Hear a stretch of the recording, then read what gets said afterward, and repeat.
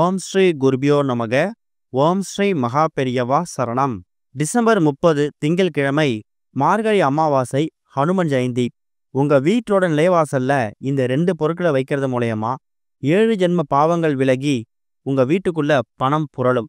அது என்ன பொருட்கள்னு பார்க்கறதுக்கு முன்னாடி நம்மளோட வீடியோஸை இப்போதான் நீங்கள் ஃபர்ஸ்ட் டைம் பார்க்குறீங்கன்னா மறக்காம சப்ஸ்கிரைப் பண்ணிக்கோங்க. தொடர்ந்து இது மாதிரி அப்டேட் தெரிஞ்சுக்கிறதுக்கு பக்கத்தில் நோட்டிஃபிகேஷன் பெல்லை கிளிக் பண்ணி ஆல் அப்படிங்கிற செலக்ட் பண்ணிக்கோங்க. இப்போ நிலைவாசல்ல மார்கழி அமாவாசை அன்னைக்கு என்னென்ன பொருட்களை வைக்க போகிறோம் அப்படிங்கிறத பற்றி தெளிவாக தெரிஞ்சுக்கலாம். வருஷத்தில் எல்லா நாட்களும் நாம் ராமநாமத்தை உச்சரிக்கும் போது நமக்கு அனுமனோட அனுகிரகம் பரிபூர்ணமாக கிடைக்கும் அப்படிங்கிறது ஒரு பெரிய நம்பிக்கை. ராமநாமம் எங்கெல்லாம் உச்சரிக்கப்படுகிறதோ அந்த இடத்துல அனுமர் உட்கார்ந்துடுவாராம். அனுமர் ஒரு ராம பக்தர். அப்படி இருக்கும்போது நாமும் ராம பக்தராக இருந்தோன்னா நம்மளையும் அனுமருக்கு பிடிக்கும்.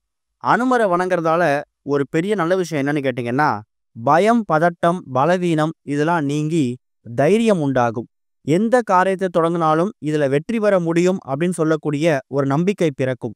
காரிய சித்தி உண்டாக தொடர்ந்து நாம் அனுமனை ஒரு சனிக்கிழமைகள்லையும் அதே மாதிரி அமாவாசை தினங்கள்லையும் நாம் வழிபாடு செய்யணும். அதுலேயும் மார்கழி மாதத்தில் வரக்கூடிய அமாவாசை தினம், அன்றைய தினம் மூலம் நட்சத்திரத்தோடு சேர்ந்து வரக்கூடிய நாளில் தான் அனுமன் அவதரிச்சிருக்காரு. அதை தான் அனுமன் ஜெயந்தியா ஒரு வருடமும் கொண்டாடி வந்துகிட்டு இருக்கோம். அனுமன் ஜெயந்தி அன்னைக்கு உங்க வீடு பக்கத்தில் இருக்கக்கூடிய ஆஞ்சநேயர் கோவிலுக்கு உங்களால் என்னென்ன விஷயங்கள் செய்ய முடியுமோ அதை உங்க கையால் நீங்கள் தானமாக நீங்கள் செய்யலாம். உதாரணத்துக்கு, வீட்டில் சனி பகவானால் ஏற்படக்கூடிய தோஷம் அதிகமாக இருக்குது, கிரக தோஷங்கள் பாதிப்பு அதிகமாக இருக்குது அப்படின்னு நினைக்கிறவங்க ஒற்றைப்படைகளில் உங்களால் முடிஞ்ச அளவுக்கு ஆஞ்சநேயருக்கு வடை மாலை சாத்தலாம். ஆஞ்சநேயர் வடை மாலை அப்படிங்கிறதே தனியாக இருக்கும். வெறும் மிளகு மட்டும் போட்டு செய்வாங்க. கோவிலில் இருக்கக்கூடிய நிர்வாகிகிட்ட நீங்கள் சொன்னீங்கன்னா உங்களுக்கு ஏற்ற மாதிரி 11 எண்ணிக்கையிலையோ 51 101 அதுக்கேற்ற மாதிரி வடை மாலை தயார் செஞ்சு அதை அனுமனுக்கு சாத்துவாங்க. அது ரொம்ப ரொம்ப விசேஷம். ஒருவேளை இந்த ஒரு அனுமன் ஜெயந்தி இந்த மார்கழி அமாவாசை தினத்தன்னைக்கு உங்களால் வடை மாலை சாத்த முடியல, இந்த பதிவு லேட்டாக தான் பார்க்குறீங்கன்னா பரவாயில்லை. மாதத்தில் வரக்கூடிய ஏதாவது ஒரு அமாவாசை நீங்கள் பயன்படுத்திடுங்க. அதே மாதிரி கடன் பிரச்சனை அதிகமாக இருக்குது, கடன் தொல்லை தீரவே மாட்டேங்குது, வாங்கின கடனுக்கு வட்டி கட்டியே வாழ்க்கையே போகுது அப்படின்னு நினைக்கிறவங்க ஏதாவது ஒரு அமாவாசை ஆஞ்சநேயருக்கு வெண்ணெய் காப்பு சாத்துறது ரொம்ப ரொம்ப விசேஷம். வெண்ணெய் காப்பு சாத்த முடியலனாலும் பரவாயில்லை. ஏதாவது ஒரு அமாவாசை தினத்தில் ஆஞ்சநேயருக்கு போயிட்டு ஒரு 100 கிராமோ 50 கிராமோ உங்கள் கையால் முடிஞ்ச அளவுக்கு வெண்ணெய் வாங்கிட்டு போயிட்டு நீங்கள் பிரசாதமாக சமர்ப்பிக்கிறது கூடுதல் விசேஷம். எந்த காரியத்தை தொடங்கினாலும் அதில் வெற்றி கிடைக்கணும், தோல்வி அப்படிங்கிறத இருக்கக்கூடாது, காரிய சித்தி உண்டாகணும் அப்படின்னு நினைக்கிறவங்க ஆஞ்சநேயருக்கு 51 எண்ணிக்கையில் 101 எண்ணிக்கையிலன்னு சொல்லி உங்கள் கையால் வெற்றிலை மாலை தயார் செஞ்சு அதை அனுமனுக்கு சமர்ப்பிக்கலாம். வெற்றிலை மாலை சாத்துறவங்களுக்கு வாழ்க்கையில் வெற்றி மட்டும்தான் கிடைக்குமா. அதே மாதிரி குடும்ப ஒற்றுமை, பிள்ளைகளோட படிப்பு மேம்படணும், கணவன் மனைவிக்கு இடையில எந்த சண்டை சச்சரவும் இல்லாமல் ரொம்ப சந்தோஷமான வாழ்க்கை வாழணும் அப்படின்னு நினைக்கிறவங்க ஆஞ்சநேயர் கோவிலுக்கு செந்தூரத்தை வாங்கி கொடுக்கலாம். செந்தூரம் அப்படிங்கிறது ஆஞ்சநேயரோட இன்னொரு அடையாளம். அனுமன் ஜெயந்தி அன்னைக்கு வரக்கூடிய இந்த ஒரு மார்கழி அமாவாசை தினத்தில் நீங்கள் இந்த விஷயங்களை பரிகாரங்களை செய்யலாம். முடியாதவங்க அடுத்தடுத்த மாதம் வரக்கூடிய அமாவாசை தினத்தில் ஆஞ்சநேயருக்கு உங்களுக்கு என்ன பரிகாரம் தேவைப்படுதோ அதை பயன்படுத்திக்கோங்க. இது போக இந்த அனுமன் ஜெயந்தி அன்னைக்கு மாலை நேரத்தில் இப்போ நாம் சொல்லக்கூடிய இந்த 2 பொருட்களை உங்கள் வீட்டோட நிலைவாசல் பகுதியில் வடது பக்கம் ஒன்றும் இடது பக்கம் ஒன்றும் நீங்கள் வைக்க போகிறீங்க. அது வேற ஒன்றும் இல்லை. இந்த 2 பொருட்களும் நாளைய தினம் திங்கட்கிழமை, சோமவாரம், சிவபெருமானுக்கு ரொம்ப உகந்த ஒரு நாள். திங்கட்கிழமை அப்படிங்கிறது எந்த பகவானுக்கு உரிய நாள்? சந்திர பகவானுக்கு உரிய நாள். சந்திர பகவானுக்கு உரிய தானியம் எது? நெல், பச்சரிசி. அடுத்ததா இனிப்பு. ஆஞ்சநேயருக்கு உகந்த நைவேத்தியங்கள்ல இனிப்பு ஆஞ்சநேயருக்கு ரொம்ப பிடிக்குமா. ஆஞ்சநேயர் அப்படிங்கிறவர் ஒரு இனிப்பு பிரியர். அதனால இந்த இடத்துல ஒரே ஒரு துண்டு கட்டி வெல்லம் எடுத்துருக்குறோம். நீங்கள் வெல்லம் எடுத்துக்கிட்டாலும் சரி, நாட்டு சர்க்கரை எடுத்துக்கிட்டாலும் சரி, ஒயிட் சுகர் மட்டும் பயன்படுத்த வேணாம். கட்டி வெல்லம் அப்படின்னா நாட்டு சர்க்கரை, ரெண்டுத்துல ஏதாவது ஒரு பொருள் நீங்கள் பயன்படுத்திக்கலாம். மாலை ஒரு 6-7 மணிக்கு மேலே சின்னதாக ஒரு கிண்ணத்துலையோ இல்லை ஒரு அகல் விளக்குலையோ இப்போ நீங்கள் வீடியோவில் பார்க்குற மாதிரி ஒரு பக்கம் பச்சரிசியையும் இன்னொரு பக்கம் கட்டி வெல்லத்தையோ இல்லை நாட்டு சர்க்கரையோ எடுத்து பூஜை அறையில் வச்சு பூஜை பண்ணிடுங்க. நீங்கள் கோவிலுக்கு போனாலும் சரி, போகாட்டியும் சரி, இதை மாலை ஒரு 6-7 மணிக்கு மேலே செய்கிறது ரொம்ப சிறப்பு. 6-7 மணிக்கு மேலே பச்சரிசியையும் கெட்டி வெல்லத்தையும் பூஜையில் வச்சு பூஜை பண்ணிட்டு மனசார வேண்டிக்கோங்க. கூடவே நாளைய தினம் அமாவாசை தினம். அமாவாசை அப்படிங்கிறது என்ன நாள்? பித்ருக்களுக்கு நாம் வழிபாடு நடத்தக்கூடிய ஒரு முக்கியமான ஒரு நாள். நாளைக்கு திங்கட்கிழமை 7:09 ராகு காலம், 10:12 யமகண்டம். இந்த 2 நேரத்த தவிர மற்ற நேரங்கள்ல நீங்க பித்ருக்களுக்கு வழிபாடு நடத்தணும், படையல் போடணும் அப்படின்னா எல்லாத்தையுமே நீங்க பகல் நேரத்துல பண்ணிடுங்க. கோவிலுக்கு போறது, அனுமனை வழிபடுறது, அதுபோக இந்த பரிகாரத்த செய்யறது இது எல்லாத்தையும் மாலை ஒரு 6 மணிக்கு மேல செய்யறது விசேஷம்.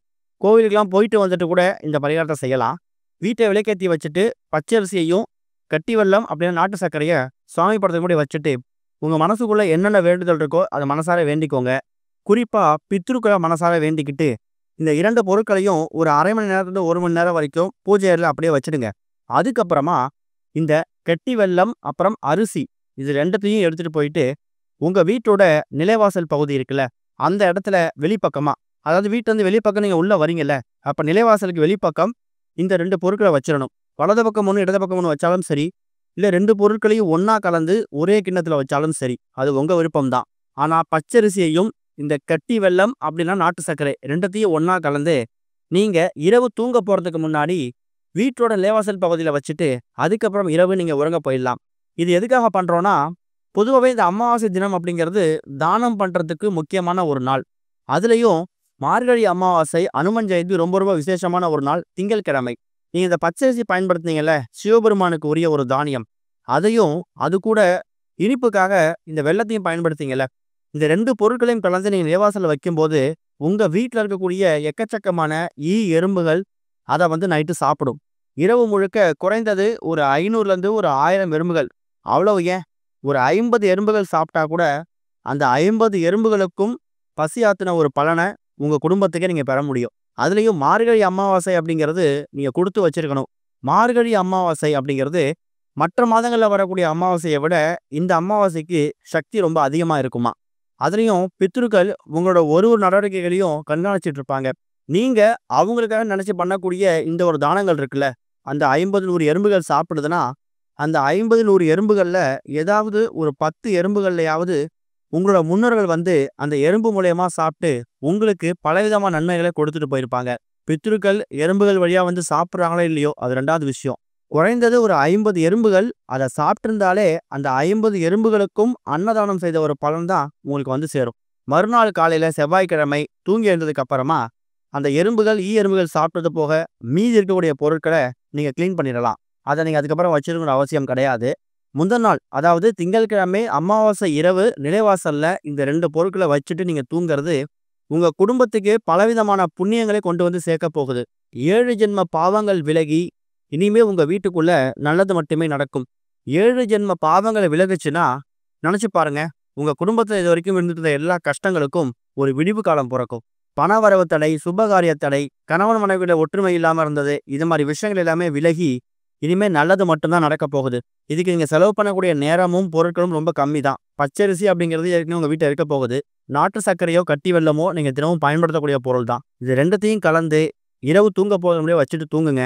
கட்டாயம் நல்ல முன்னேற்றம் ஏற்படும். ஓம் ஸ்ரீ குருபியோ நமக. ஓம் ஸ்ரீ மகா பெரியவா சரணம்.